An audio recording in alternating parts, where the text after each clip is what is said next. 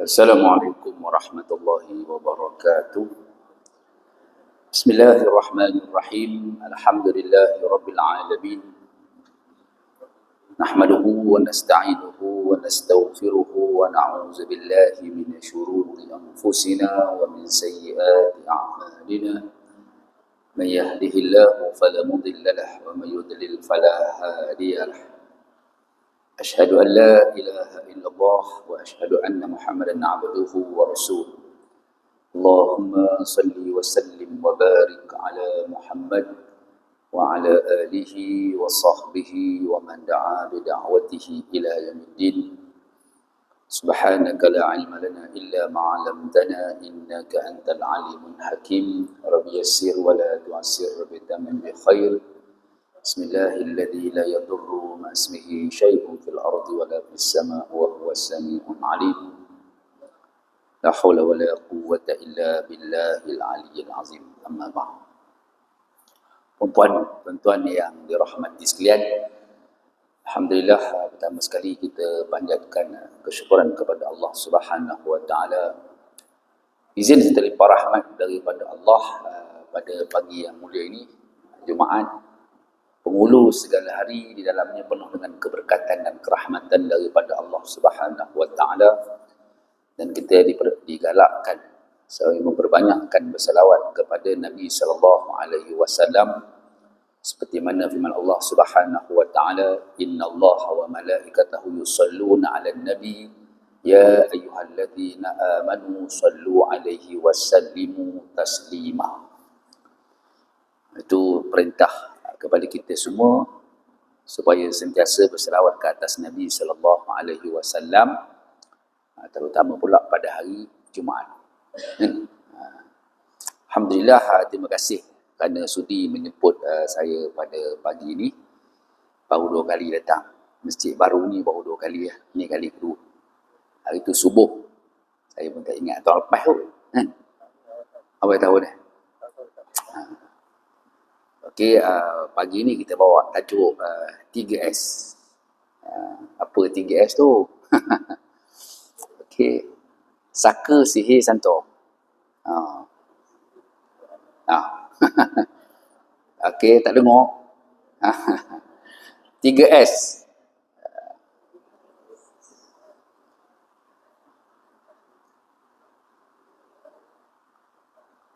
Sehat, sakit tu. Saka, sihir, santau. Tu dia punya tajuk lah pagi ni kan. Tapi mungkin tak habis kot satu tajuk tu kot. Ada 3 perkara, ada 3S, iaitu saka dia sebut, santau dan sihir. Ini dalam bidang saya lah kan. Saya ada 2 bidang je. Satu bidang ini panggil pengkhususan lah. Kalau dalam pengajian tu, bidang pengkhususan saya tu ada 2. Yang lain tu semua umum. Pertama, permasalahan haji. Saya terlibat dengan haji hampir 24 tahun.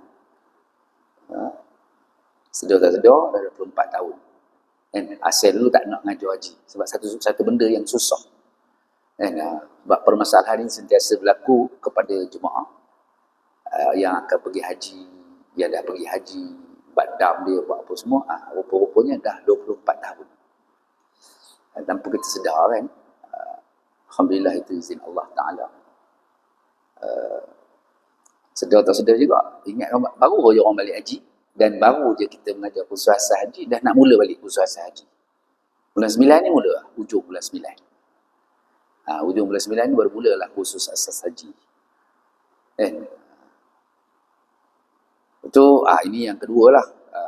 Bab ni daripada saya, kalau sejarah bab syifa ni, mula saya mengajar bab syifa ni, bukan mengajar, mula saya merawat. Mula saya merawat ketika mana satu orang, satu keluarga, satu family disihir oleh keluarga dia sendiri. Anak-anak saudara dia disihir oleh bapa saudara dia. Anak saudara dia semua perempuan. Lepas tu bapak saudara dia tutup. Siapa yang datang pergi Pinang nak kahwin tutup. Tak boleh datang. Datang, tengok, tak jadi. Dah kata confirm nak pergi Mina, tak jadi. Akhirnya satu pagi, ini cerita dia kan. Cerita saya dengan jomblo belum merawat. Satu pagi, hari Sabtu, saya ingat. Hari Sabtu saya tengah baring di hotel, di asrama Mak Tafi tu. Kita baru ambil lagi dengan Harundin, almarhum Tuan Guru. Dr. Harundin baru kita ambil. Baru seminggu. Situ mula merawat. Datang pagi tu dia orang tala dia. Ustaz tu boleh? Dia kata, baru apa je. Dia baru lepas je nampak sanad dengan Dr. Harundin. Jadi boleh. Dia kata. Makcik tu datang ke Mak Tafi di asrama Masjid Negeri tu. Saya kata, Omong pandai-pandai suruh aku. Ni Keho ni tanya kan. Dia kata, anak saya ni ada orang datang Minang. Tapi anak makcik ni ada orang datang Minang tapi tak lepas ustaz dia tu. Tak lepas. Dia tak panggil ustaz ni. Sebab kami budak lagi. Belajar lagi. Baru 18, 19 tahun. Lepas tu, geng-geng ni melawak. Bagilah kat dia. Dia cakap. Bagi kat ustaz lah. Bagilah kat yang bagi ustaz. Kalau dia boleh okey, bagi kat dia. Dia cakap. Makcik tu tengok je muka saya kan. Nanya aku lepas ni kata. Apalah saya kata saya cuba buat. Saya rawat. Allah buka hijab tu. Perempuan, saya tanya. Cik, rumah cik ni ada kapal tak? Kapal. Kan dulu orang suka simpan kapal besar tu kan. Yang besar-besar meja ni. Dia letak kat kapal tu. So, saya kata, benda tu dalam kapal tu. Siapa bagi kapal tu? Dia pun cerita lah. Yang bagi kapal tu adik saya. Dia kata, adik saya bagi. Okey. Adik acik tu bagi, saya kata ada niat jahat. Niat tak betul. Kenapa ustaz? Kenapa? Yalah ustaz lah. Senang panggil. Sekarang dia panggil ustaz lah senang. Kenapa ustaz macam tu lah contoh dia? Kenapa ustaz? Tak tahulah saya kata. Saya boleh khabar itu je lah. Lebih-lebih tak boleh lah. Nanti acik tengok dalam tu. Apa benda yang datang bawa mari saya jumpa balik. Dia khabar. Dia pun balik. Bawa. Adalah suatu benda yang dibalut dengan kain kuning. Jumpa bomo. Itu cerita dia. Datang bawa mari, kita pun baca ruqyah apa semua. Inilah pengikat.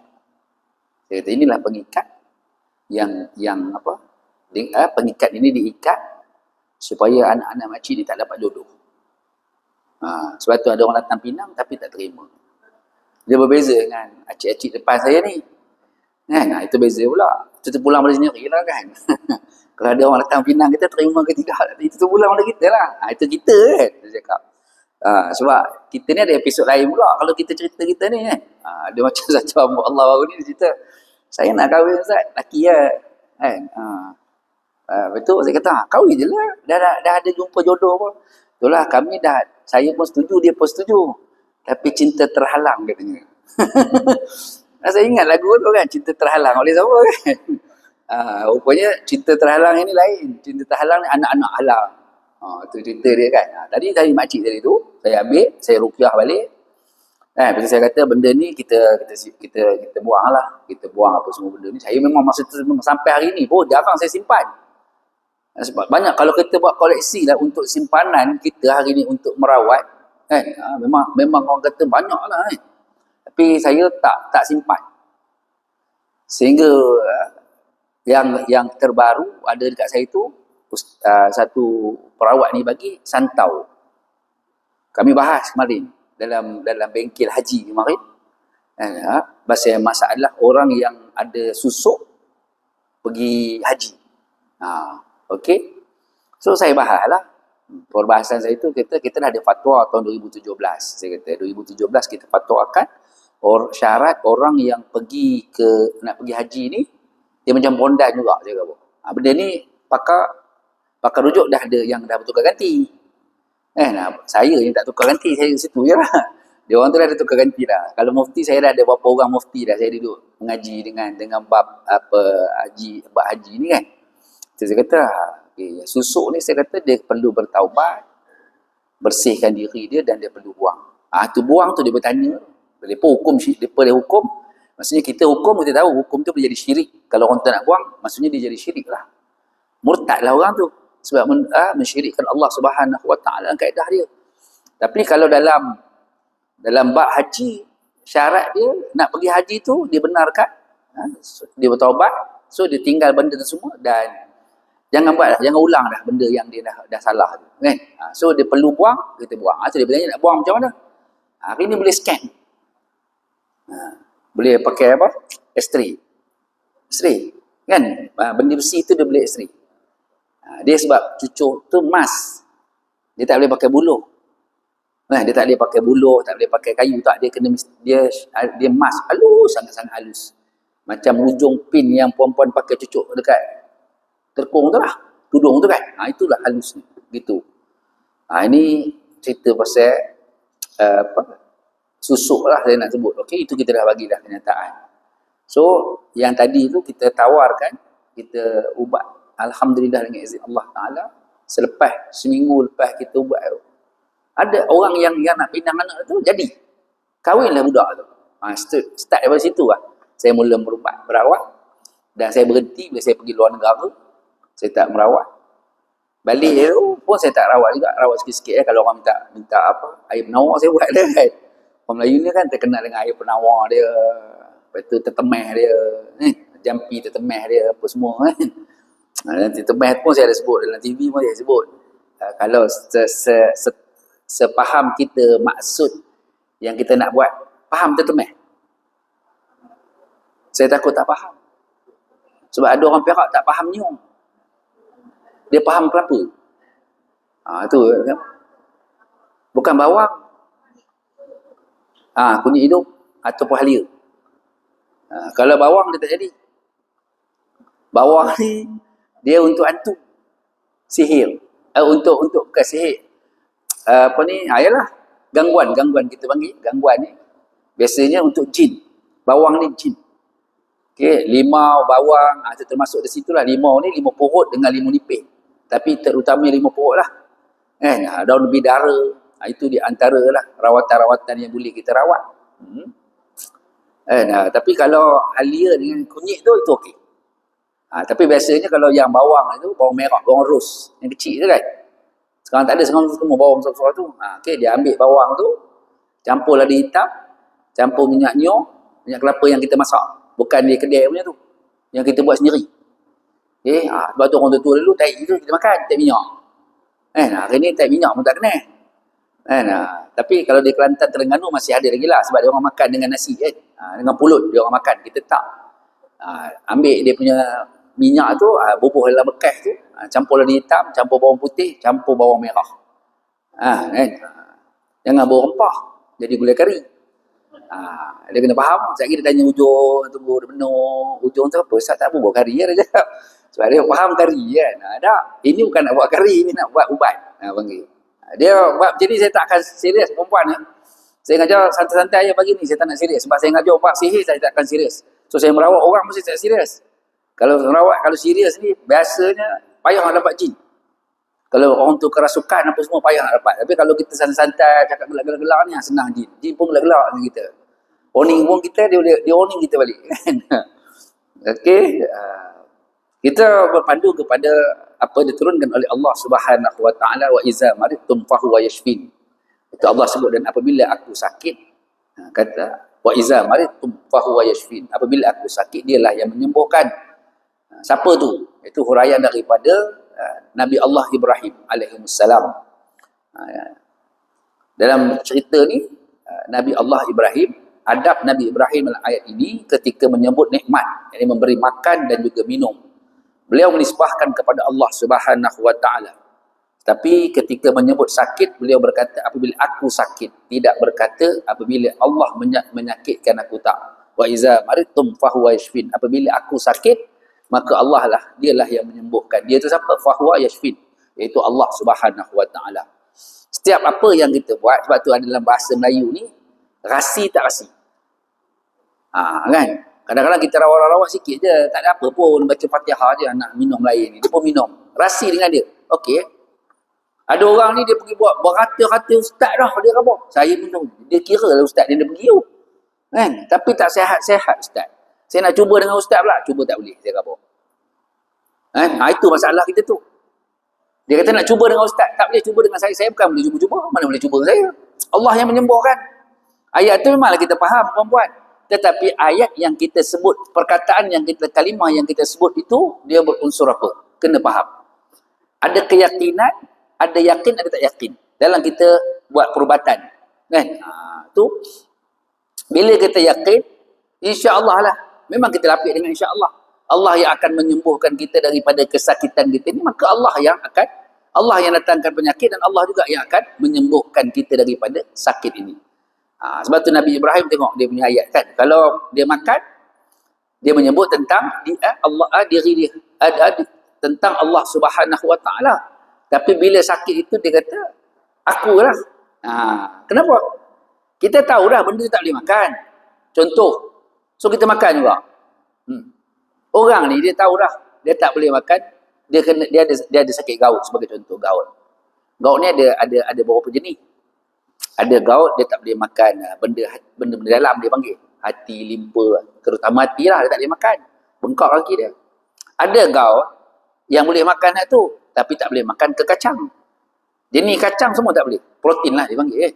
Dan ada juga gout yang boleh makan nak tu dia tak boleh makan seafood pula. Tu kena faham. Di mana dia kena tahu dulu. Tu saya kata ada ustaz ni dia gaul dia bawa beg. Bawa beg ni atlas tu, beg kain plekat tu. Rupanya pun dalam tu penuh ubat. Saya tanya ustaz, tu beg apa? Ini beg gout ni. Kan? Oh, ada juga beg go out lah saya kata. Saya tak sebut gout kan. Beg go out dah. Tidak ustaz, ini beg gout dia cakap. Tahulah saya kata tergelak. Tu dia kata, tengok ustaz makan udang tu sedap. Dia kan. Dia kata, udang ni sedap. Memang sedap ke? Kementerian bagi udang tu ni. RM120 sekilo. Tak larat kita nak beli. Sekilo. Berapa ekor yang nak dapat sekilo? Tapi dia bagi kita orang makan. Saya kata RM120 sekilo ni ustaz. Waktu tengok hantar makan sedap. Ustaz nak lah. Kalau nak saya kopi. Dia kata, aku tak boleh makan. Sebab gaut. Saya kata, tak apa. Udang payah dapat, gaut senang dapat. Tu jawapan dia. Okey lah, dia kata. Kan senang kan? Makan je udang, dapatlah gaut. Nak beli udang mahal, RM120. Fikir 3-4 kali. Boleh beli tak? 120 ni boleh makan berapa hari ni kita fikir. Tapi hari ni nak makan sekali ya, berapa ekor je udang ni. Dia fikir gitu. Dia kata tak apa. Makan udang. Gaut senang dapat, udang payah dapat. Dia kata. Okey lah. Saya pun kopi seekor saya bagi dia. Saya tak bagi seekor pun. Patah 2 lagi. Ambil sikit ustaz. Kan? Bismillah ya. Kan? Kalau kena bertepatan dengan masa berkatnya saya kata, insya-Allah okey. Kalau tak kena, kalau Allah kata sakit, tetap sakit saya kata. Malam tu aduh dia kata. Saya dah dengar sebelah dia tu. Kan? Saya kata aduh apa Ustaz? Entahlah bagi anak makan. Bukan nak bagi. Saya kata kan. Bukan nak bagi. Anak cuma tumpang kopi je katakan. Dah khabar tadi kan. Tadi kita khabar siap-siap dah. Kalau bertepatan dengan berkat yang kita makan, tak ada sakit. Khabar ini tak ada. Allah kata kamu tetap sakit. Kamu kena elak makanan tu. Tapi kamu tak nak elak. Teringin juga nak makan. Kau orang tu dulu. Teringin tu niat lah. Dia khabar. Itu boleh panduan. Bukan salah panduan tu. Kita ni bila sampai je orang tua semua tak betul. Kalau tak ada orang tua tu kita ada. Sebenarnya. Kita pun tak ada. Kan? Tapi bila kata orang tua-tua khabar gini, tak betul dah ni, kita kena macam ni. Sebab kita orang mengaji lah. Kan? Saya betul. Saya dalam kita jadi ustaz pun kita kena mengaji ni. Banyak benda tak tahu. Banyak benda lagi. Apatah lagi kita dan ngaji-ngaji ni dengar-dengar je. Kan? Bukan ingat semua. Berapa jam boleh ingat? Ada tak pagi-pagi ya Latif, ya Latif, ya Latif, ya Latif? Ada? Ya Alim, ya Alim, ya Alim ada? Ada bismillahirrahmanirrahim la yadurru ma'asmihi syai'un fil ardi wa la fis sama' wa huwa samiul alim. Tiap-tiap pagi ada? Ada? Confirm. Tiap-tiap pagi baca lepas subuh. Tinggi suara ustaz ni, bukan marah. Nak bagi confirm tu. Tengah hari asar dia baca asar. Maghrib, Isya dia baca. 3 kali satu hari ada. Ke sekali je sekali. Itu pun ketika ingat je baca. Okey. Ketika tak ingat itulah yang tadi datang tu.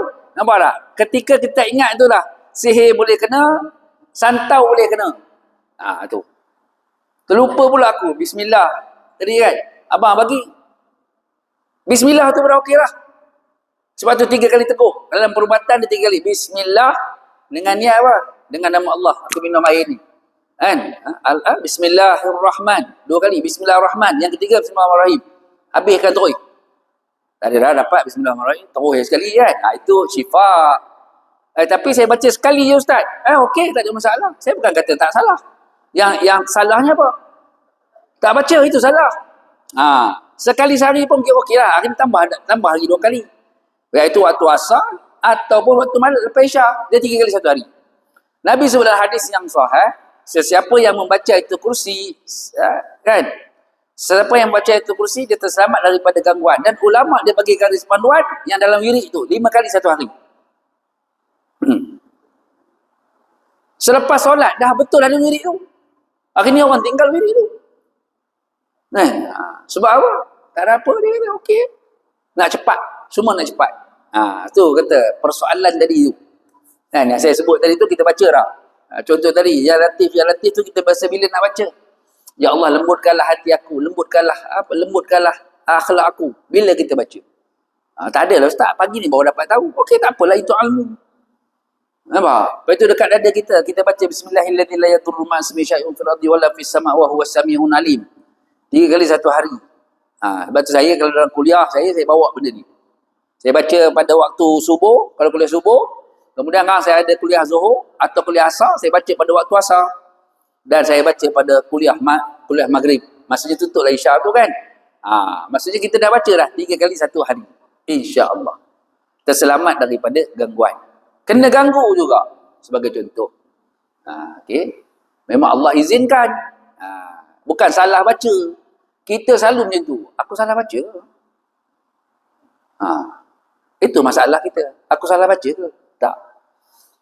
Tak, betul aja kita baca. Sandar dekat siapa? Sandar dekat hadis Nabi. Abu Hurairah dalam hadis ayat kursi tu, satu hari Abu Hurairah Nabi suruh dia jaga perbendaharaan. Maksudnya dia jaga zakat Ramadan. Dia jaga zakat Ramadan. Masa dulu zakat Ramadan tu buah tamar tu lah kan. Okey, jaga gedung ni. Tiba-tiba datang satu orang lelaki. Ni, dia curi buah kurma tu. Kata gitulah senang. Dia ambil buah kurma tu.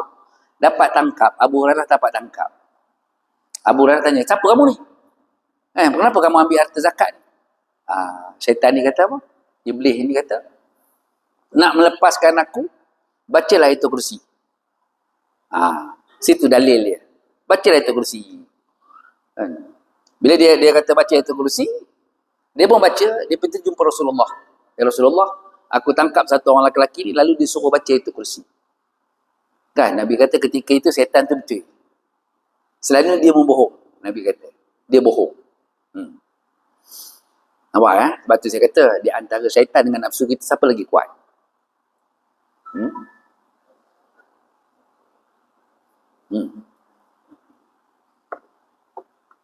Nafsu kita ke syaitan lagi kuat?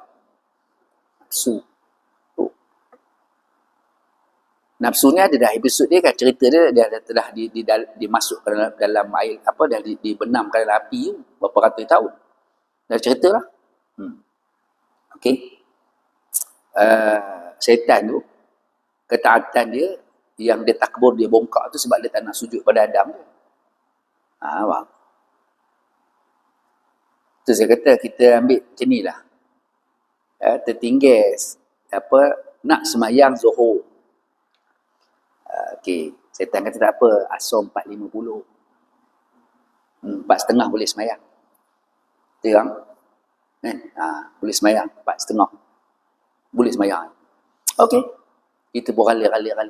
Yang mengalikkan kita apa? Yang mengalikkan kita. Apa dia? Setan. Kalau kita salah ke orang, mana mahu salah ke orang. Tak boleh salah setan. Yang mengalikan kita ni, ni menentang ni, ni benda ni. Betul tak? Itu saya khabar. Kita suka orang tu lah. Orang ni lah. Sebab tu saya bila, kalau jangan, dengan kuliah muslimat ke, ataupun dengan ustazah ke, dengan doktor-doktor lecturernya ada perempuan semua, perempuan kita berhujah-hujah, itu saya dalam hati saya simpan. Dalam hati saya semit lah. Jangan banyak-banyak sangat. Sebab perempuan sentiasa benar. Habis, dah diam. Nampak tak? Jangan tanya, biar kita slow balik. Kan? Sebab dia mempunyai emosi yang berbeza dengan lelaki. Sebab tu kuasa talak tidak diberi pada perempuan, bagi pada lelaki. Kalau bagi pada perempuan macam mana? Abang lagi mana bang? Nak keluar rumah? Ada kau. Itu contoh lah, itu hukum bekal lah kan. Tapi nak sebut tadi tu, inilah yang melalaikan kita. Kita dua kali tengok, tak ada dah tengok Facebook dah tengok FB dah tengok Titi pula. Dia tak panggil TikTok aja, dia panggil Titi. Titi tu kenapa pula? Titi tu menentang apa? Dia bukan menentang, dia Titi. Singkatan daripada TikTok. TikTok ni orang dah tahu sangat kan. Kita kan bawa Titi, dia pun Titi. Titi apa Titi? Tu TikTok atas tu. Tu Titi, habis dah Titi. Dia pakai pula, apa Instagram. Dia tengok itu pula, dia mengalihkan dia balik. Allah, dah dia 3.5, 4.5 dah. Jadi 3.5 okey, 4.5 dah. Dia pun ambil wudu kan. Ambil wudu. Okey. Semayang lah dia.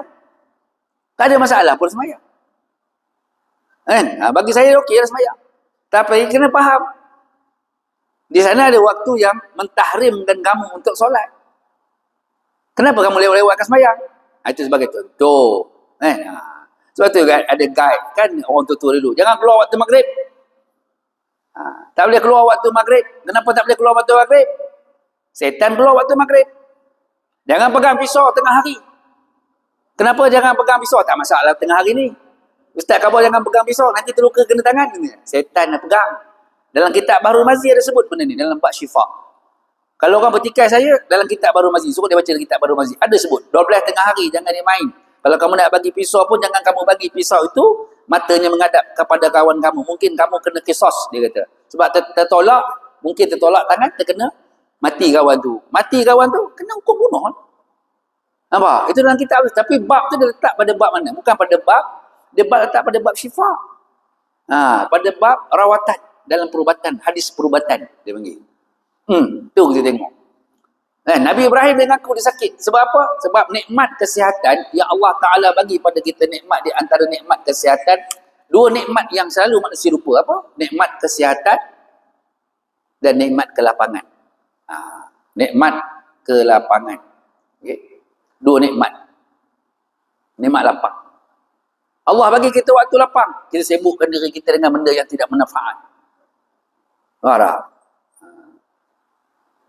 Tu. Allah bagi kita kesihatan yang baik. Tak ambil, tak terima, tak memanfaatkan kesihatan tadi. So kita kena ambil nikmat kesihatan yang Allah Ta'ala bagi. Bila kita faham nikmat kelapangan yang Allah Ta'ala bagi, dulu tak lapang. Kan? Kita dulu dah berumah tangga, kita kahwin, kita jaga anak kita, sampailah anak kita dah semua dah masuk universiti.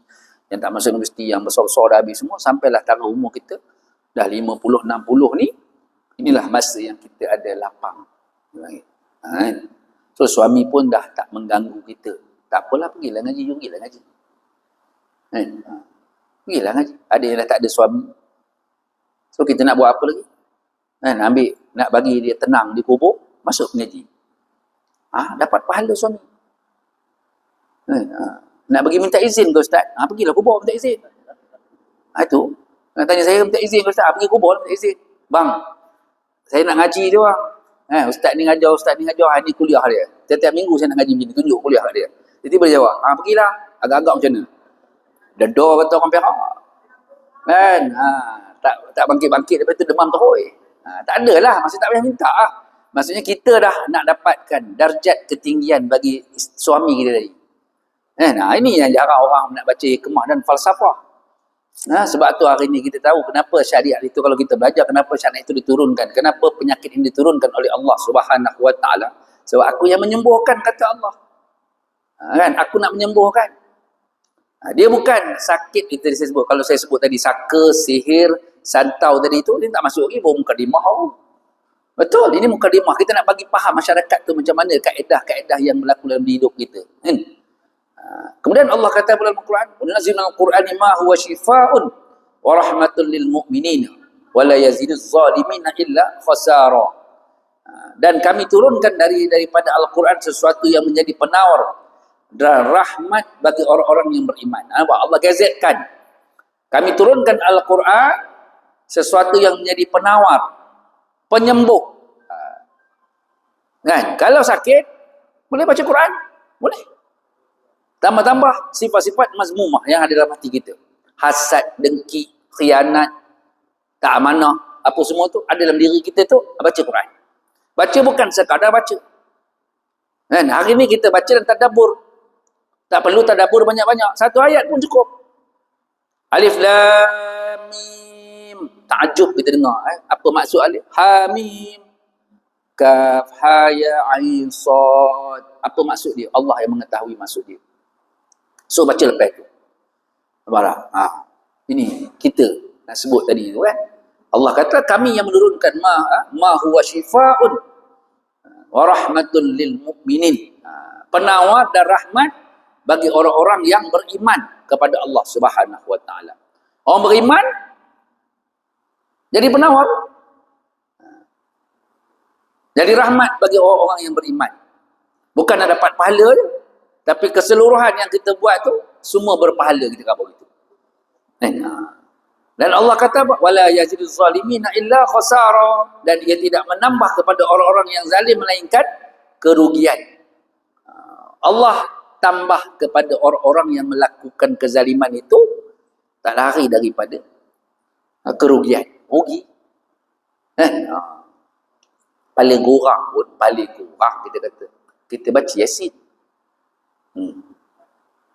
Dan macam-macam kaedah ada hari ni. Ustaz-ustaz bagi keluar. Ustaz-ustaz yang menghafal Quran, ustaz-ustaz yang mengajar Al-Quran, ustaz-ustaz yang mengajar taranum, macam-macam. Dia bagi tahu, bagi faham dekat kita apa yang kita perlu buat. Sampai buku tadabbur tu, kamu baca Quran ni, muka surat ni, kamu ambil ayat ini, kamu letak dekat sini. So kamu tahu nanti apa ayat ni, apa maksud surah ini. Itu kita. Nampak? Ini kata tadi, yang kata kita ni orang yang mendapat penawar dan juga rahmat daripada Allah Subhanahu Wa Taala. Disebabkan apa? Disebabkan kita tidak termasuk daripada golongan orang-orang yang rugi. Tak rugi ya. Sebab kita dah faham dah. Bila aku baca Quran ini, ya Allah, dalam keberkatan Al-Quran, tengok satu hamba Allah daripada Turki. Ini Turki gambar kemarin ditunjuk. Dia ni memang orang yang sentiasa waktu subuh. Waktu subuh tu dia baca lama Quran, dia sebut bawah. Akhirnya dia mati bersama dengan Quran dia. Duduk, muka dia tersembam baca Quran. Bayang tengok. Hebatnya Allah Ta'ala bagi pada orang tadi. Sebab tu ada ulama kata kematian seseorang itu mengikut apa yang dia bawa. Tu apa yang kita buat. Tadi kepada orang mukmin khusus. Ini kepada manusia pula Allah sebut. Ya ayuhan nasu qad ja'akum mau'izatun min rabbikum wa shifaa'un lima fis sudur wa hudan wa rahmatul lil mu'minin.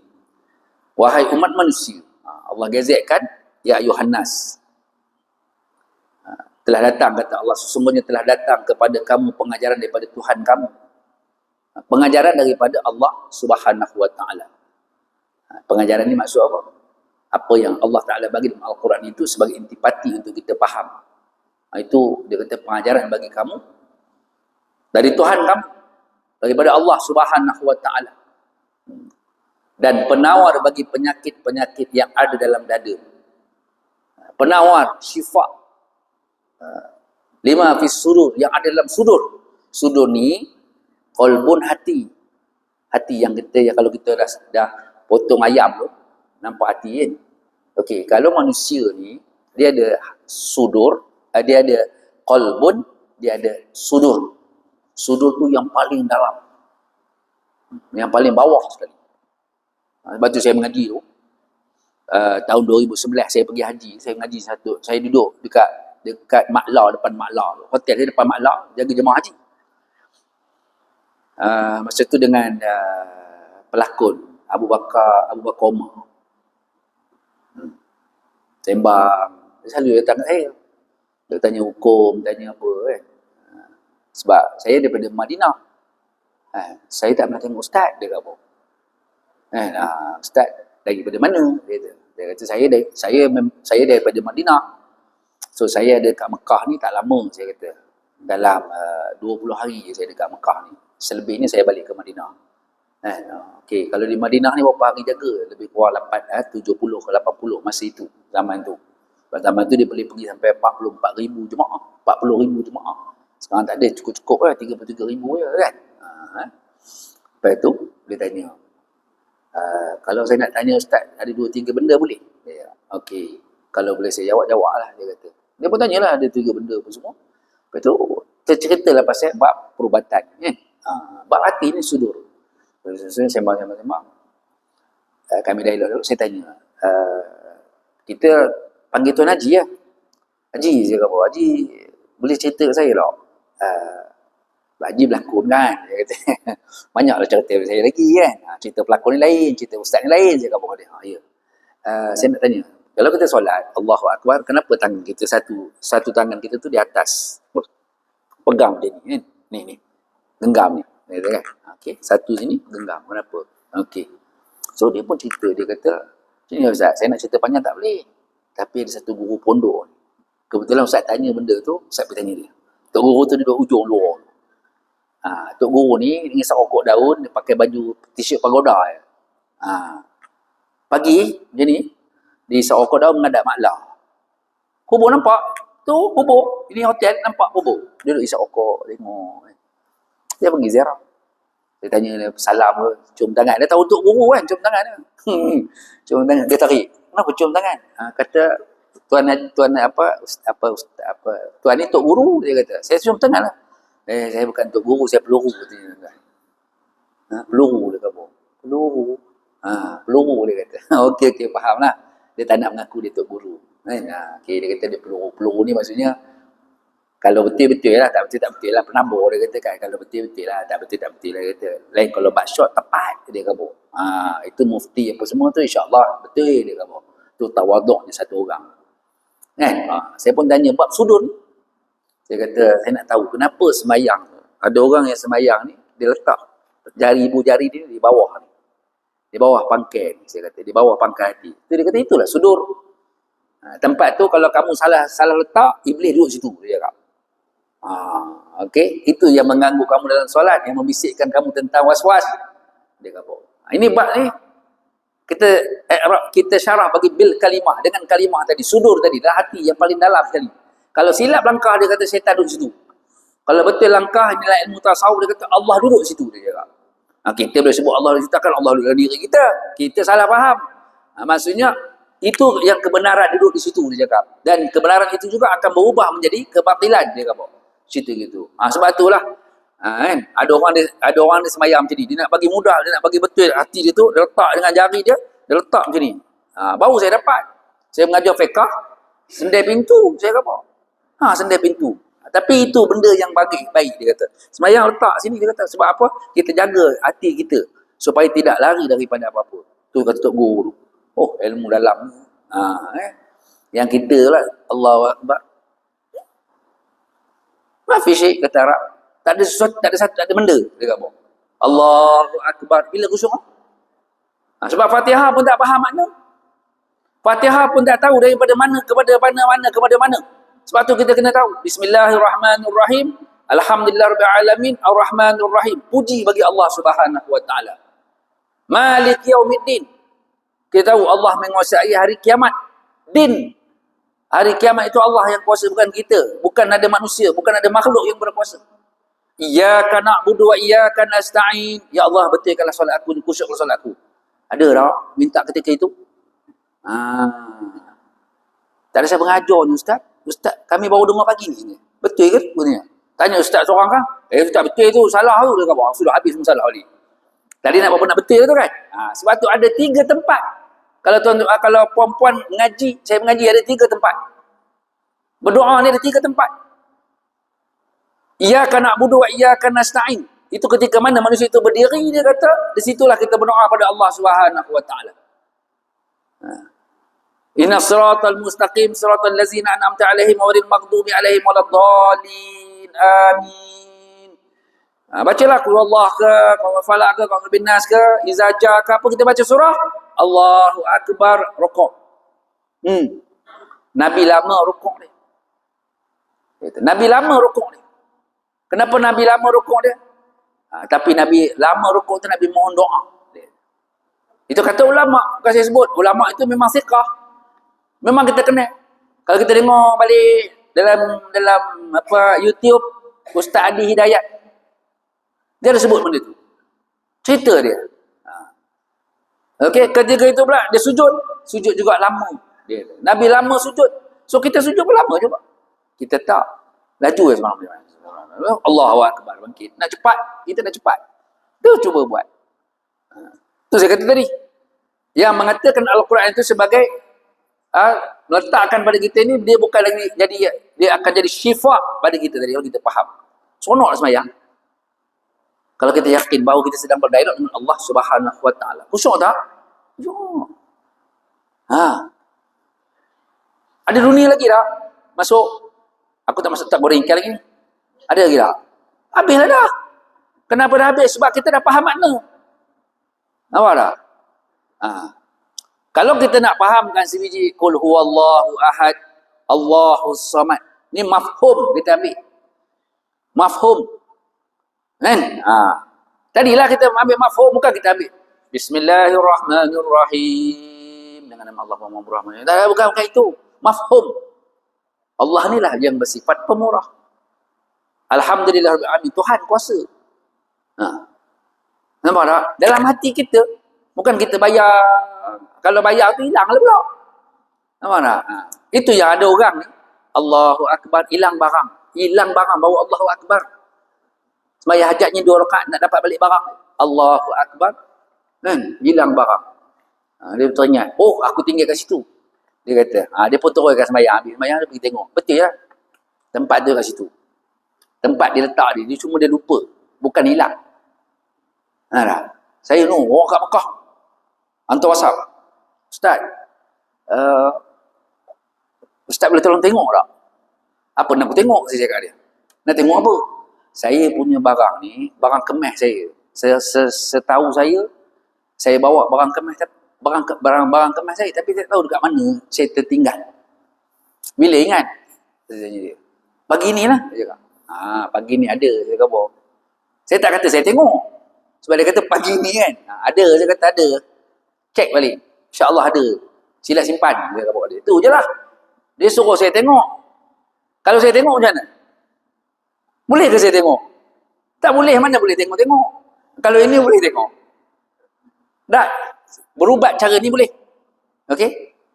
Saya dah ada 4-5 kali lah. Ada orang daripada Johor telefon. Saya kata nak datang Perak ni susah. So saya pakai ni. Kita pakai. Tapi saya nak bagi tahu dulu. Masuk jin ke apa? Tak ada lah Ustaz. Tak ada, saya boleh tengok. Saya boleh rawat. Kalau jin saya tak nak. Saya lagi dia ambil pisau ke siapa nak buat apa dekat dia. Nak terjun bangunan. Susah. Okey, saya pun buat. Tapi tutup aurat lah. Tutup aurat semua saya suruh tu. Okey, kita baca. Letak air depan. Letak limau. Kalau ada limau, letak limau semua depan. Sebab jauh. Kalau nak berawat dengan saya, jauh. Nak datang ke Perak ni senang. Saya bukan orang Kuala Lumpur, saya orang Perak. Dia kata. Okey, rawat. Dengan handphone. InsyaAllah boleh. Tapi, saya kata tadi kan. Maksudnya, bila benda tu saya kata, InsyaAllah adalah. Dia pun WhatsApp balik. Dah jumpa dah Ustaz. Kan sila simpan. Dia cari dalam gelabah ni, macam confirm tak jumpa. Tahu? Cari dalam gelabah. Mana benda ni? Buka beg ke pun. Allah, benda ni kat mana aku letak? Tambah pula barang kemas. Takkan nak tuduh 5 orang pergi makjah dalam tu. Dia pun hajah juga kan? Kita pun hajah juga. Takkan nak tuduh dia orang lagi. Sebab tu, ada orang tulis dekat dinding tu. Dilarang merokok. Tulis kat dinding tu. Kat cermin tu. Kat Mekah. Masa saya bertugas tu. Dilarang merokok. Pak Haji ni turun. Jumpa saya kat bawah. Ustaz, ada orang tulis dekat cermin tu dilarang merokok. Itu saya kata, siapa yang merokok? Tak tahulah, saya memang tak usah rokok, kata Pak Haji tu. Saya nak ngadu kat Ustaz dah sebab dia tulis kat dinding tu. Jangan buat tuduhan. Dia kata kan. Kami pun pergi haji juga. Dia pun pergi haji juga. Lepas tu saya kata, yang tulis tu yang merokok. Itu je saya.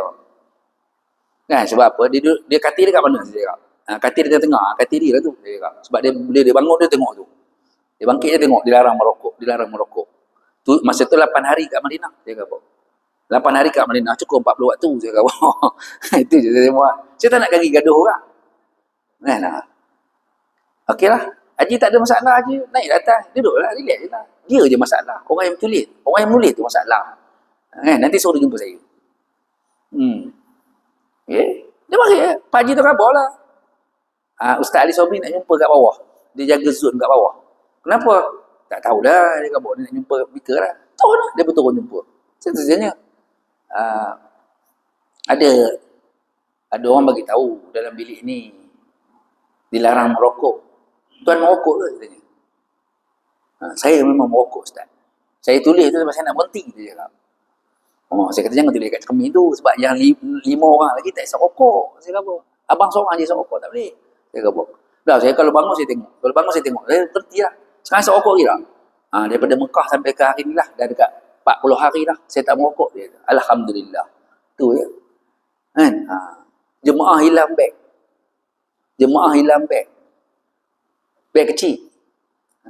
Terus dia kata, beg tu dapat balik. Tapi Allah nak bagi sesuatu kat Haji. Saya kata, ada Allah nak bagi sesuatu benda kat Haji. Apa dia benda, Ustaz? Tak lari yang tajuk syifa' tau. Syifa' lagi. Tak lari tajuk. Dia kata, Allah nak bagi kat Haji.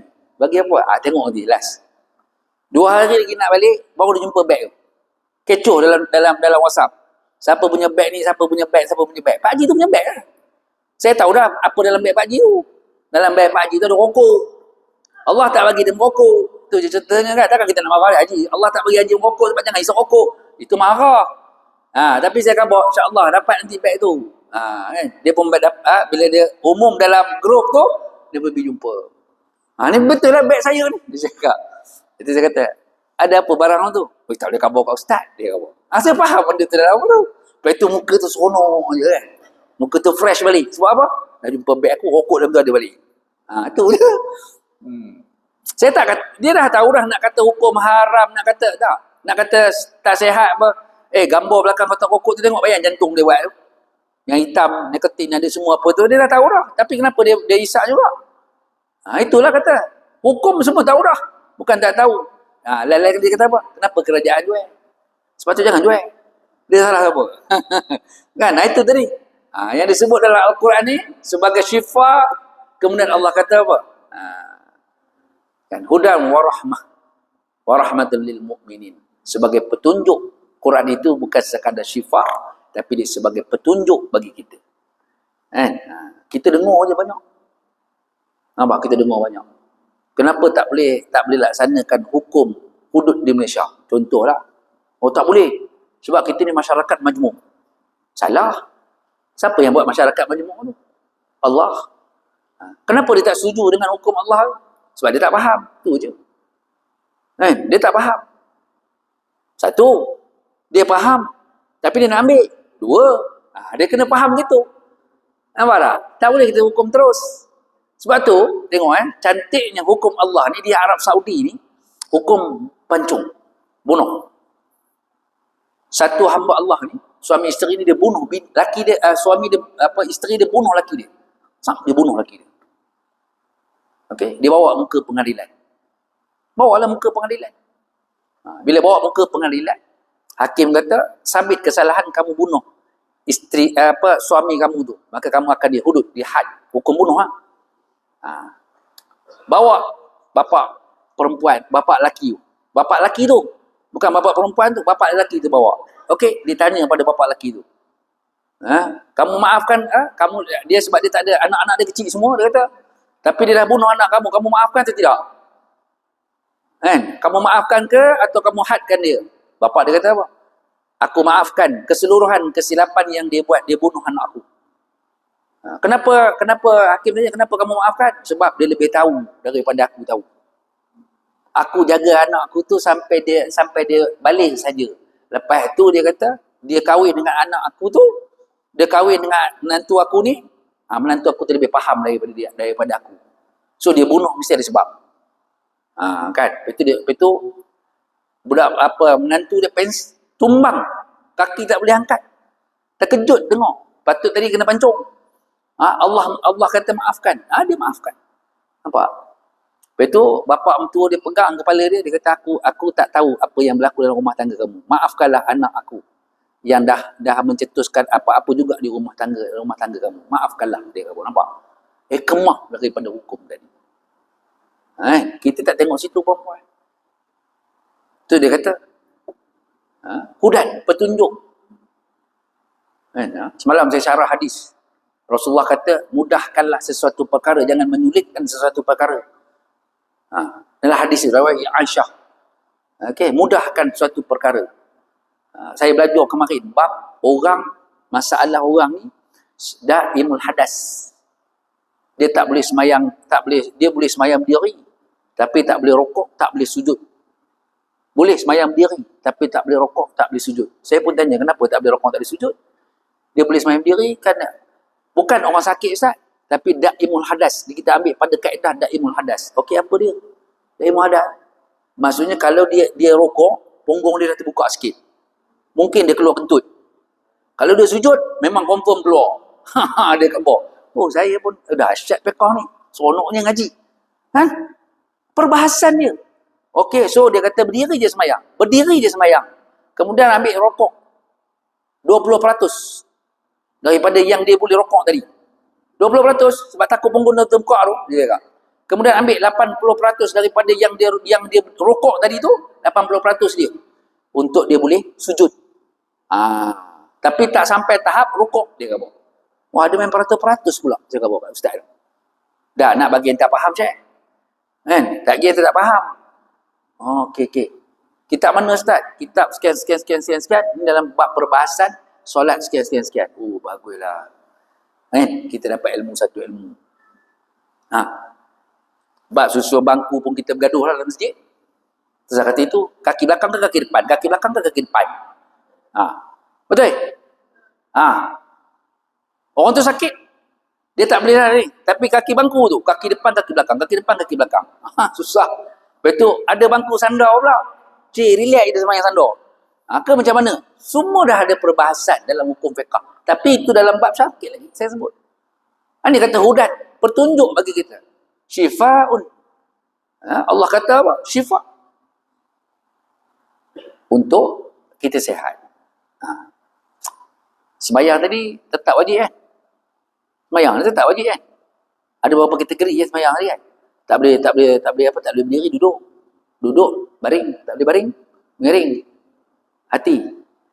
Syarat hati. Tak boleh syarat hati? Bungkus ya? Bungkus lah. Orang nak semayang kat dia 4 kali takbir. Itu kaedah dia. Tapi nak bagi faham solat tu macam mana? Kita nak jelaskan solat tadi. Okey, kemudian Allah sebut Nabi sebut ma anzalallahu da'an illa anzalallahu lahu syifaan. Allah tidak menurunkan sesuatu penyakit melainkan dia turunkan juga ubat baginya ilal maut. Okey, dalam hadis ni disebut hadis Abu Hurairah ni, Allah tidak menurunkan sesuatu penyakit melainkan dia turun juga ubatnya. Dia turunkannya juga ubat. Allah tak bagilah satu penyakit itu tanpa ubat. Mati ada ubat? Tak ada. Tak ada. Mati tak ada ubat. Kalau ada ubat semua pakai pegang. Sikit lagi. Oh, sikit lagi aku ni. Sikit. Oh, nak habis lah. Dia kata. Tapi tak ada. Nyawa duduk dalam. Okey, orang ni. Yang hari tu. Musim durian baru ni kan. Makan musangking. Makan. Dia bawa angin. Badan angin naik. Bila angin naik ni, bawa kerja hospital. Sesak nafas, kerja hospital. Hantarlah hospital. Hospital Ipoh, hospital Batu Gajah kata tak boleh. Tak boleh, Ipoh, Batu Gajah tak boleh. Kena hantar Ipoh. Bawa pergi Ipoh. Dalam perjalanan bawa hospital tu, meninggal. Matilah kawan tu kan. Orang ingat apa? Orang ingat apa? Durian tadi ya? Jangan makan royan lah. Nanya kau hak naik durian. Nampak tak? Dia tak boleh makan durian. Dia ada sebab. Kalau kita tengok balik sebab musabab tu ada kan. Orang je ada royan. Masa ada royan baru gugur mula-mula. Dia belagak. Mak cakap lah sebab live ni kan. Dia belagak. Kami beli pun mahal dekat kebun tu. Sebab tu kami jual mahal. Masa mula-mula turun musang king berapa? RM25 sekilo. Sekilo RM25. Lalu Allah turunkan satu minggu tu semua serentak. Satu Malaysia. Turun. Pahang ada, Kelantan ada, Perak ada. Semua turun royan. Batu Kurau tak Batu Kurau semua turun. Kalau Perak lah. Agak-agak berapa turun? Daripada RM25 je dia tinggal berapa ringgit bang? 15? 10? Turun. Penyudahnya tinggal RM2 je sekilo. Ambil rumah. Allah kata aku bagi sikit je. Kan? Sebenarnya nikmat tu Allah dah bagi dah. Kalau kita faham, so saya kata meniaga ni ikutlah orang Islam meniaga, jangan ikut Cina meniaga. Kenapa dia ikut Cina meniaga? Cina ni dia bukan ada matlamat akhir, kita ada matlamat akhir. Dia kata, Ustaz, saya jual kat Ustaz murah sikit lah. Berapa saya kat dia? Dia kata kalau ikut pasaran RM20. Tapi saya jual kat Ustaz RM20. Saya dapat kat ujung tu RM15 saya tahu. Nak jual berapa dia? Uish, dia kata lagi murah dia kata kan. Tadi abang bagi kat orang tu berapa? Saya jual harga biasalah. Tak boleh macam tu saya kata. Bagi sama je harga. Jangan kira ustaz tak ustaz. Tak apalah kalau berniaga kalau jual kat ustaz dapat berkat dia cakap. Ya ke dapat berkat? Dia kata. Saya tanya. Ya ke dapat berkat? Yalah kan paling-paling orang ustaz doa. Tak ada ustaz pegang plastik ni ustaz kata apa? Mahir juga kat sini. Tapi terpaksa beli. Macam apa aku cakap? Kita kena macam tu dengan memanglah dia akan bayar kat ustaz, dia akan doa kat dia, akan buat baik. Memang ustaz tu baik. Siapa kata ustaz tu jahat? Tak ada siapa pun kata Pak Imam tu jahat. Nampak tak? Tapi kita kena faham kat situ. Bagi harga sama saya kata. Tinggal RM2. Beli RM2 apa? Apa dapat? Tutup kedai. Nak rugi. Kita jual masa tu. Banyak benda ni yang dia sebut. Allah kata dah, kamu sakit, aku bagi. Okey. Orang tu tak ingat lah sebab dia sakit tadi. Tapi orang tu kata sebab dia makan durian tadi lah. Angin tu kuat penuh angin. Dicampurnya musang king tu daripada raja kunyit, dicampurnya kahwin dengan D24, dia kahwin. Dapatlah anak keluar musang king. Black ton, macam-macam ton ada semua kan. Keluar lah. Kita tak boleh makan lah. Dulu kita takut nak makan durian kampung sebab panas. Orang tua kata ubat dia dekat mana? Pulau je tu. Nampak tak? Saya ada satu hamba Allah ni mari jumpa. Ustaz, dia kata saya ada tanah 3 ekar. Contoh, kan? Dia kata ada 3 ekar tanah. So saya nak buat projek dekat situ lah. Nak beli ni. Saya kata, okey lah. Kalau nak beli ikan apa semua, okey. Saya kata, tapi tanam tepi-tepi kolam tu, saya kata tanam kelapa. Dia kata. Tak nak lah kelapa lambat. Aku tak cakap habis lagi. Dia kata, saya tak cakap habis lagi. Tapi akak dah potong saya cakap. Ya, Ustaz nak buat apa? Kalau saya ambil teknologi Vietnam.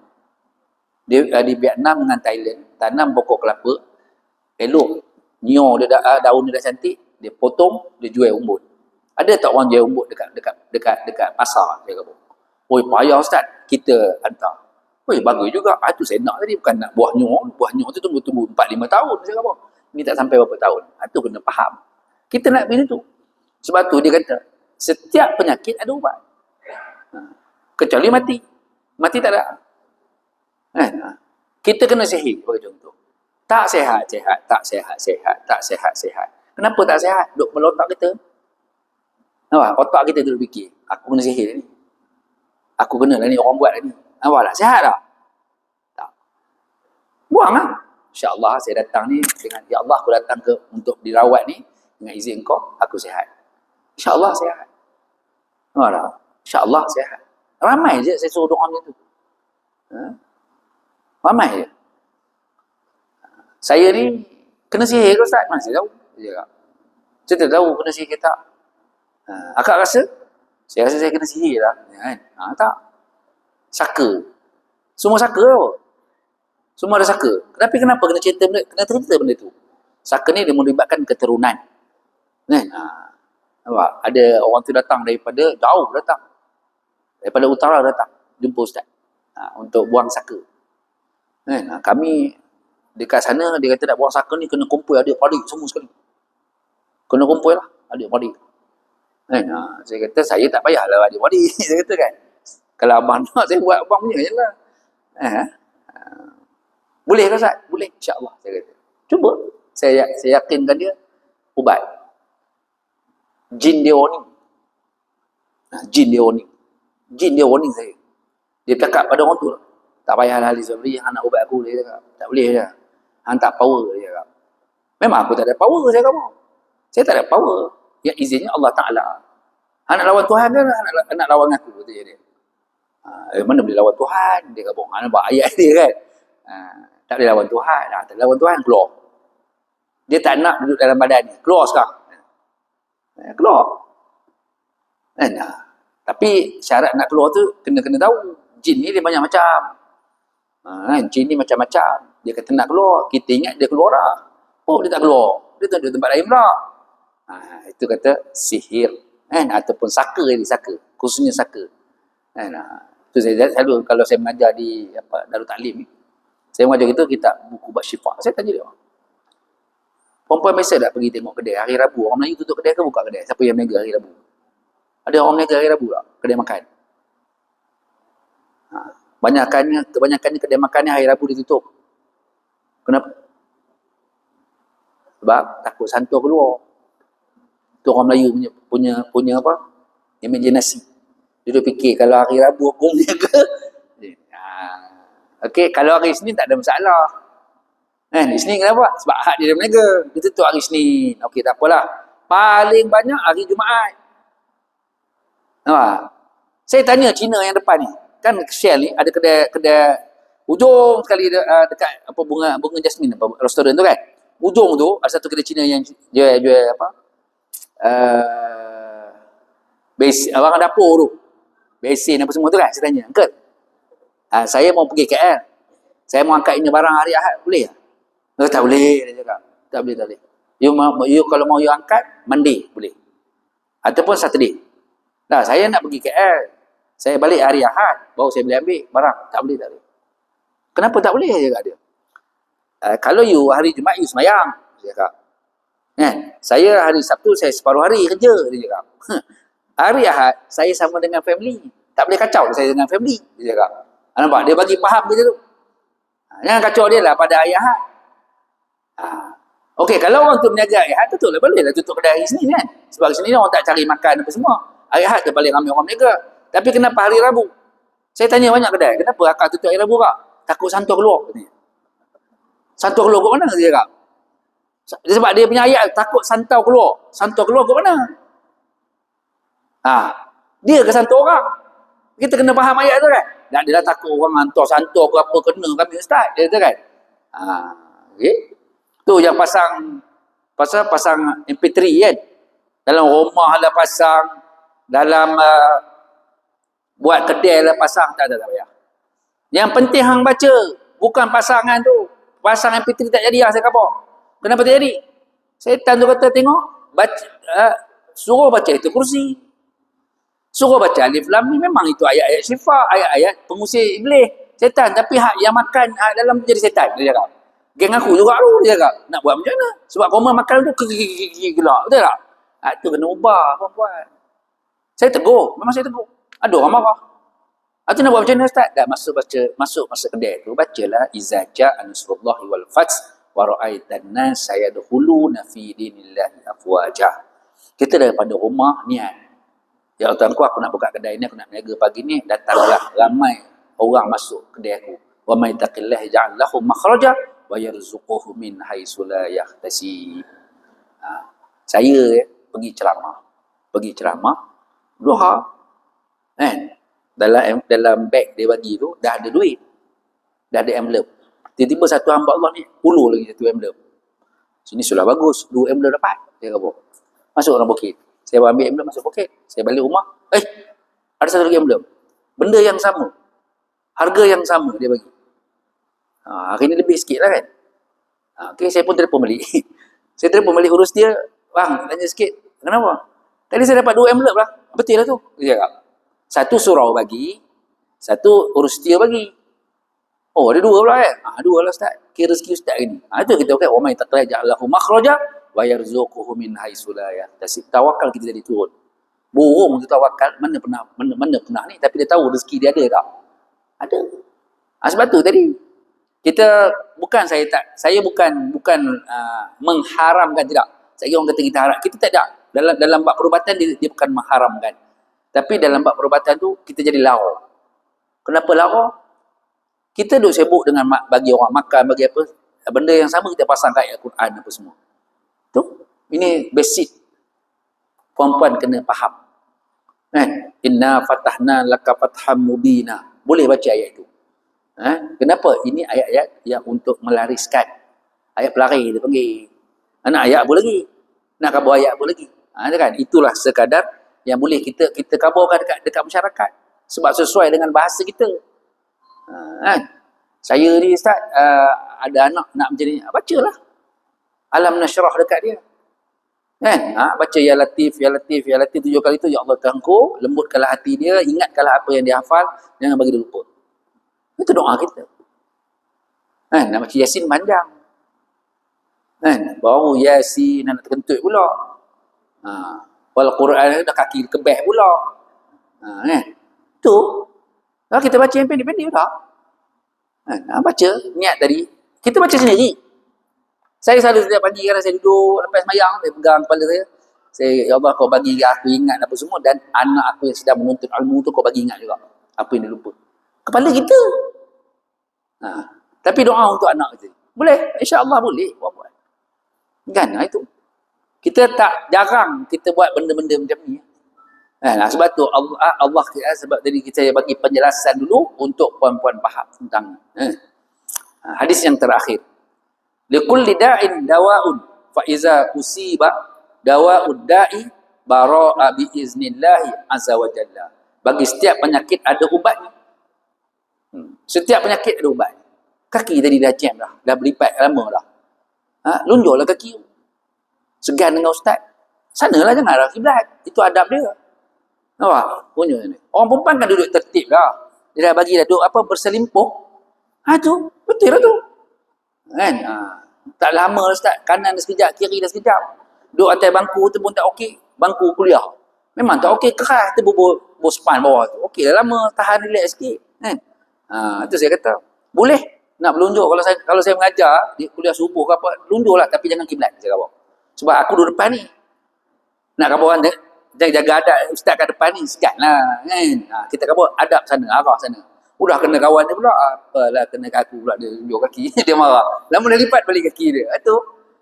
Kalau tak boleh, duduk atas bangku biasa. Atas kerusi biasa. Boleh. Tak ada masalah.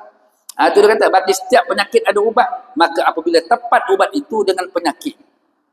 Kena ubat dia dengan penyakit. Sembuhlah ia dengan izin Allah Azza wa Jalla. Tu. Nampak tak? Nak pergi haji. Kena 10,000 tapak jalan. Jono katanya. Tak pergilah aku haji. Memang tak pergi haji lah. Sebab dah khabar kita tak pergilah aku haji. Betul. Saya baru ni. Lepas saya baru balik 3 hari lepas. Bengkel buat nota haji je kan. Dia bertanya, Ustaz, 10,000 tapak lah. InsyaAllah. Saya kata kan. Ustaz badan kecil. Memanglah kau tengok badan aku. Kau tengok usia aku. Betul kan? Tapi tak sampailah 60 saya kata kan. Baru 55 saya kata. Tapi saya cubalah jalan. Untuk kita berjalan 10,000 tapak. Untuk kita juga. Saya kata bukan untuk siapa. Kesihatan untuk kita juga. Ada orang tak jaga kesihatan. Saya kata. Ada orang ni penyakit tua memang tak boleh ubat. Mana ada ubat penyakit tua? Tak boleh. Ni nak putih ni ada ubat. Betul? Dan putih ada ubat. Perang kan dia. Merah kan dia. Bulan lepas ke putih. Dah merah dah dia kata. Itu dia ada ubat dia. Kedut ni ada ubat lah. Ada ubat. Tapi pada umur ada ubat lah. Tak ada. Kalau boleh patah balik macam mana? Nak je lah kan. Umur 18. Tak ada siapa kacau. Jagalah makan. Tu. Ya, saya betul. Saya kata piramid makanan yang ada pada hari ni tak salah. Hari tu boleh makan sayur hijau. Hari ni kalau orang kena kanser boleh makan sayur hijau lah. Dia tak bagi makan sayur hijau. Kenapa? Kan kita bacalah hadis Nabi ni. Dengan izin Allah Ta'ala. Kami merawat orang yang kena kanser. Kanser tu kan warna dia colour apa? Kanser. Colour apa? Tahu colour kanser colour apa? Colour dia colour kunyit tu. Kunyit tu kita bagi. Orang tu dia ada kolesterol tinggi. Ambil rempah satu sudu. Rempah hidup. Rempah biji tu. Kemudian bubuh serai, rebus. Minum tiap-tiap pagi. Tidaklah. Kenapa? Hangat. Itulah bagi elok. Tapi taklah macam ubat doktor hari ni makan tidur-tidur orang bagi kan sihat. Segar je badan. Dia sebab dia lambat. Dia alami. Kan? Tu duit seduit tu kan. Daun tertumpang. Yang kita panggil seduit tu. Itu pun bagus. Ambil dalam segenggam rebus. Tumbuk, rebus. Minum. Mana rupa ayah ni ustaz? Aku tak tahu. Dia. Saya suruh buat sebab saya tak ada kena benda tu. Nampak tak? Tak ada kena benda tu. Dia menghilangkan sumbatan salur darah. Dia kata. Tu. Buatlah. Ini free punya cerita kan. Belakang rumah je banyak belakang pokok pelam tu. Tarik. Ni guna duit tumbuk. Tu. Tak tahu. Serai tu sikit punya banyak khasiat. Serai kampung tu. Bukan buat kena pedih aja sedap. Dah, banyak dia punya khasiat. So kalau kita tahu khasiat yang diberi oleh Allah Ta'ala kita buat, okey. Pernah mandi air leluhur? Dia panggil. Pernah? Tak pernah mandi. Air leluhur. Hari ni orang panggil air leluhur. Air itu. Air yang kita masa perempuan bersalin tu. Daun-daun tu. Pernah mandi tak? Sekarang ada mandi tak? Dulu mandi. Sekarang tengah betul mandi. Tak beranak katanya. Ini cerita baru ni. Dia ni dah tempoh menopause. Tempoh menopause. 6 bulan tak datang haid. Bila tak datang haid. 6 bulan. Datang haid. Okey. Haid dia banyak. Okeylah. Lepas tu dia datang sikit. Dia 15 hari 15 malam kan. Okey. Dia duk fikir ini mungkin last kot. Kan? Tak ada apa kan. Lepas tu dia pergi. Umur baru 50. Dia pergi cek hospital. Cek kencing Cek kencing doktor sah dia mengandung. Macam? 6 bulan. Tak datang haid. Dia ingat, dia rasa macam biasa lah 3 bulan tak datang. Dia mengandung. 6 bulan. 6 bulan 21 hari. Yang maksudnya dalam tempoh tu dia pergi cek, doktor kata dah mengandung dah puan. Lepas tu doktor buka balik buku. Kan? 50 umur. Tahniah doktor khabar. Kan? Doktor dia kata, tahniah apa doktor? Sama dengan cucu saya yang kecil tu. Tu doktor kata rezeki. Tapi fiqah kata tak ada masalah kan. Sebab kami nak bahas tu, nak perbahasan tu, wanita ini dianggap fasad ke darah dia atau apa darah dia. Haid ke, istihadah ke, fasad ke. Kita nak urai di situ. Bukan kita nak urai dia pregnant tadi. Itu rezeki dia. Nampak tak?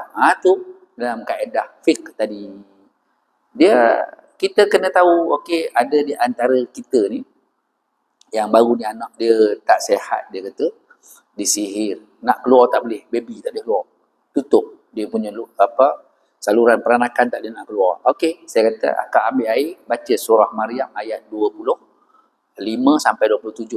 Akak buat sendiri je. Sebab saya tak sempat ni sebab tengah drive. Saya katakan, okey akak baca untuk anak acik tu, kemudian baca inna fatahna laka fatham mubina, ya Allah bukalah saluran peranakan. Itu je niat dia, saya kata. Okey, 15 minit lepas tu keluar budak. Dia bagi minum. Kemudian dia sapu. Keluar budak. Dengan izin Allah. Tu tadi. Nah, ini kata Allah yang menyembuhkan. Setiap penyakit itu Allah lah yang beri kesembuhan, bukan kita perempuan. Ni hadis yang terakhir saya baca. InsyaAllah ada rezeki daripada Allah Subhanahu Wa Taala. Soalan.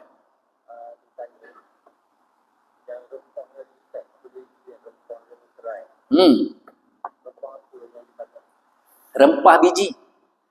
Bukan rempah kari.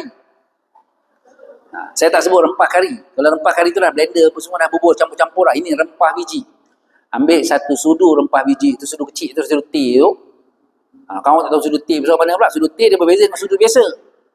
Sudu teh. Satu sudu teh tu, kemudian ambil serai, tumbuk, bubuh dalam rebus. Minum setiap pagi. Kalau malas, air tu lah. Air tekan. Kemarin nak sebut jenama kan rugi. Kalau dia membayar kat saya tak apa. Kami SOP TV jangan sebut jenama. Kan? Air yang tekan-tekan tu lah. Tekan air tu, ambil yang panas tu bubuh. Kalau malas sangat lah rebus. Tumbuk serai tadi, tumbuk serai bubuh. Duit seduit, duit tadi tu pun begitu juga. Tumbuk dia, rebus ataupun ni. Tapik lah air tu minum. Kan? Tu.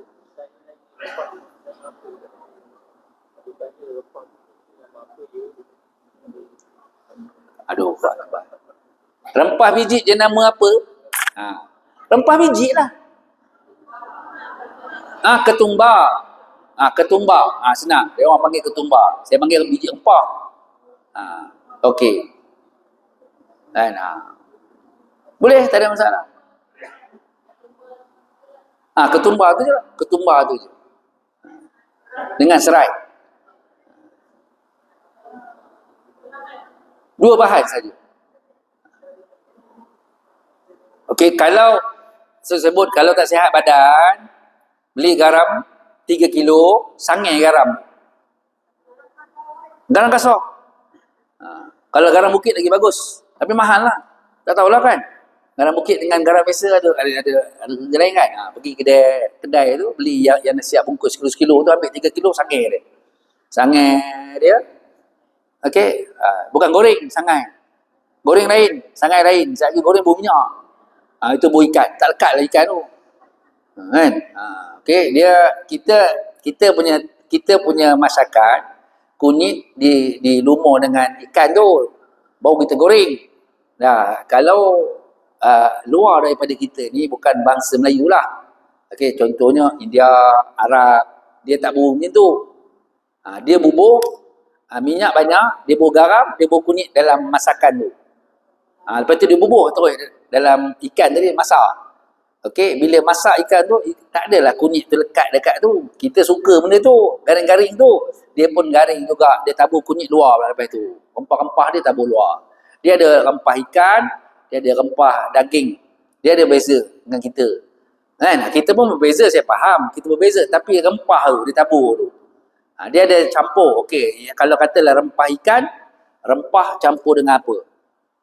Kalau rempah daging ni, dia bubuh jintan, 2 jintan. Jintan halus, jintan kasar. Jintan manis, jintan putih. Kalau cari warna putih pula tu jumpa semua hijau pula lah.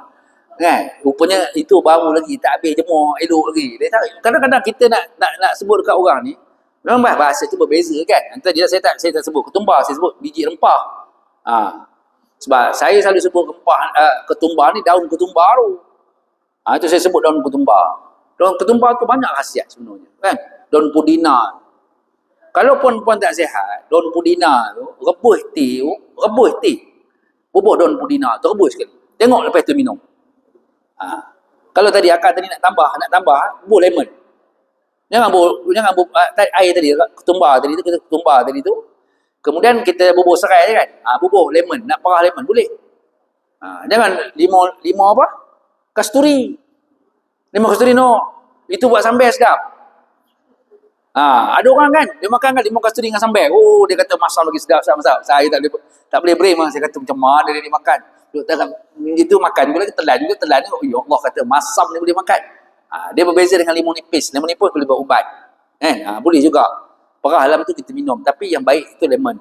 Sebab tu kalau saya kata, kalau tak sihat badan, kita dah makan Panadol, ambil saja yogurt. Beli Sprite. Beli Mountain Dew. Beli kek kapur. Itu semua ada lemon. Tak payah nak perah-perah lah. Campur je. Bukan nak banyak kak. Sikit lah. Satu botol yogurt yang plain tu, ambil sikit saja air gas tu, dalam tu. InsyaAllah neutral.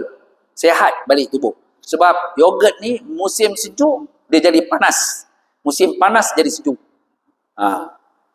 Kalau nak betul-betul buat sendiri lah. Boleh juga. Tak payah beli kat kedai tu. Kita beli susu. Masak susu sampai dia ni kan, dia masam. Nak jadi dia masam macam mana? Sebab tu dia orang ambil yogurt asal, dia bubuh sikit dalam susu tadi tu, dimasak, kemudian diminum. Dia susu halib ni lain, lapan lain. Halib ni untuk kesihatan. Sebab tu kalau unta kan, unta minum susunya, orang itu ada problem perut, dia cirit, dia cuci semua.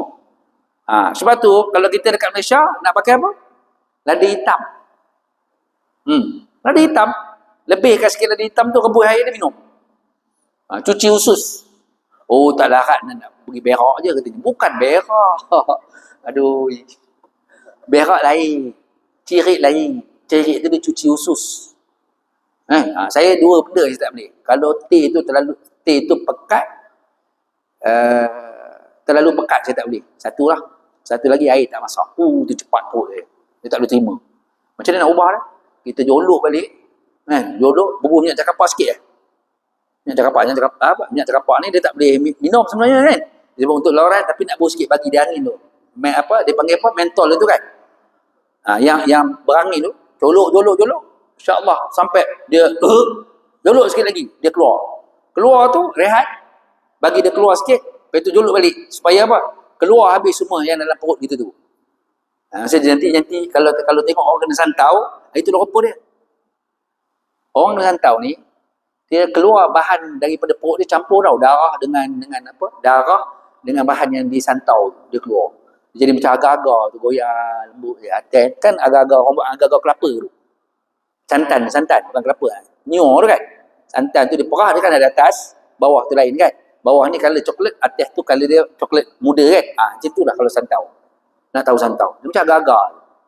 Tapi itu sebenarnya darah dengan benda yang tak baik tadi dicampur. Itu bab santau lah kalau nak sebut kan. Tapi kita nak, ini untuk kesihatan. Boleh buat. Tahu dah. Nak buat je tu masalah dia.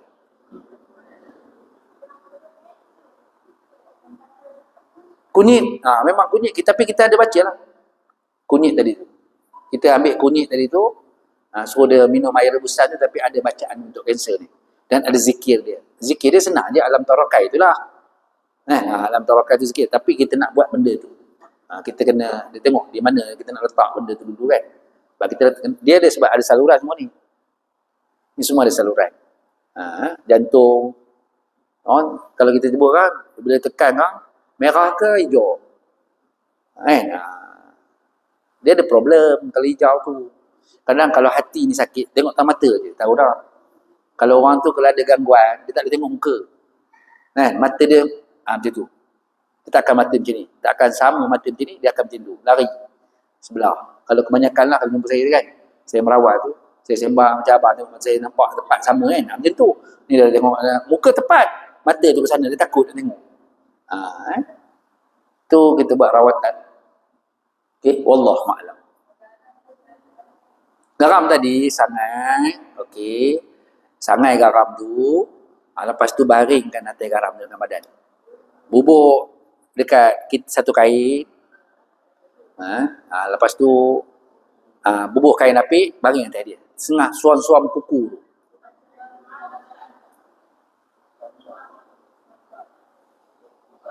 Untuk menyerap penyakit yang ada dalam badan. Kalau malas nak baring tu, ambil garam dari tubuh dalam besin, kita lumur kaki kita atas. Tapi kalau dengan sihir, dia ada 3 barang. Kalau dengan sihir, dia ada 3 barang. Kita nak lada hitam dengan apa Allah SWT. Kacang hijau. Lepas tu nak buat apa kacang hijau tu? Buat bubur. Tak. Kaki dia. Itu ada orang tanya, Ustaz, tu kacang hijau tu lepas tu buat bubur. Saya kata, nasib baik Ustaz jawab. Bukan buat bubur, tak. Dia kita lumur kat kaki. Dia beli tu sekali je. Kita boleh pakai bila-bila. Okey, tapi dia kena baca macam ni lah. Dia tak boleh baca seorang-seorang. Kita baca berjemaah. Kalau nak buat benda macam tu, kita kena ramai-ramai ni. Okey, bawa benda tu 3 kilo garam, setengah kilo lada apa? Lada hitam tak payah sampai setengah kilo. Tu kacang hijau setengah kilo. Lada hitam tu memadai dengan RM3 cukup lah. Kita bubuh dalam tu. Nanti kita baca sama-sama. Balik kita pakai. Semua dalam keluarga kita boleh pakai. Dalam keluarga kita semua boleh pakai. Dan kita jangan buang. Dia bukan pakai sekali. Dia boleh pakai selalu. Memanglah. Air dia berair lah. Maksudnya kaki kita pun kena kering. Macam tu. Dia kalau orang ada sihir tu, memang dia akan rasa sakit. Kalau biasa kena sihir, ada santau, ada sihir, dia akan sakit. Sebab ayat kursi tu 7 kali. Fatihah 7 kali. Ayat kursi 7 kali. Lepas tu alam tarokai, kita baca lagi beberapa kali. Dia ada semua, sebab tu kita nak ramai. Tak boleh nak. Saya ada buat 2-3 buah masjid, saya buat dulu. Saya ada orang panggil untuk buat di masjid. Kita bacalah. Orang lelaki. Bukan perempuan. Kuliah tu orang lelaki bawa. So saya baca sekali dengan dia orang, kita baca sekali. Maksudnya siapa punya dia baca. Dia punya kan. Saya tak tinggalkan. Sebab saya yang akan ketuakan, kita baca. Macam baru ni ada satu kuliah duha satu muslimat, dia minta. Ustaz, dia cakap, boleh ke baca Yasin untuk dia orang? Saya kata nak Yasin macam mana? Dia ada Yasin perubatan, ada Yasin 41. Orang terkejut dengar. Memang Yasin 41 ni dia tak ada dalam nas Nabi, tak ada. Yasin tu ada dalam nas. Tapi dalam untuk bacaan 41 kali ni, dia bukan 41 kali kita baca Yasin tu. Yasin bukan. Yasin kita baca berapa kali? 7 kali sebagai contoh. Lepas tu ada ayat-ayat dia yang kita akan baca mencapaikan dia sampai 41 kali. Kita campurkan semua sekali 41 kali. Saya pernah dapat ada kat rumah satu duit shilling. Besar ni lah. Ni, besar dalam ni. Yasin 7. Saya tak perasan apa duit shilling. Bila saya tengok, Yasin 7. Ada 7 kali Yasin tulis. Yasin pendek sikit tu, panjang sikit, panjang sampai besar habis. Satu duit tu, satu bentuk tu dia buat. Yasin 7. Bila kita kaji Yasin 7 ni, ada orang yang buat sihir pelaris. Ada buat pelaris. Salah lah. Kenapa salah? Itu kan ayat Quran. Ya. Tapi kamu letak di mana? So kamu bersandarkan pada benda itu salah. Itu dalam hukum fiqh. Okey? Wallahu a'lam. Bismillahirrahmanirrahim. Alhamdulillahil alamin wassalatu wassalamu ala asyrafil anbiya'i wal mursalin wa ala alihi washabbihi ajma'in. Allahumma alimna minhuma jahilna, Allahumma dzakkirna minhuma nusina. Allahumma faqqihna fid din wa 'allimna at-ta'wil wa hdina siratal mustaqim waj'alna min ibadillahis salihin. Allahumma salamatan fid din wa afatan fil jasad wa zatan fi 'ilmi wa barakatan fi rizqi wa taubatan qabla al-maut wa rahatan inal maut wa maghfiratan ba'da al-maut. Allahumma hawwin alaina fi sakaratil maut wa najatan minan nar wa 'inda al-hisab. Rabbana atina fid dunya hasanah wa fil akhirati hasanatan wa qina azaban nar. Sallallahu alaihi wasallam Muhammadin wa ala alihi wa sahbihi wasallam. Alhamdulillahirabbil alamin. Taqabbalallahu minkum.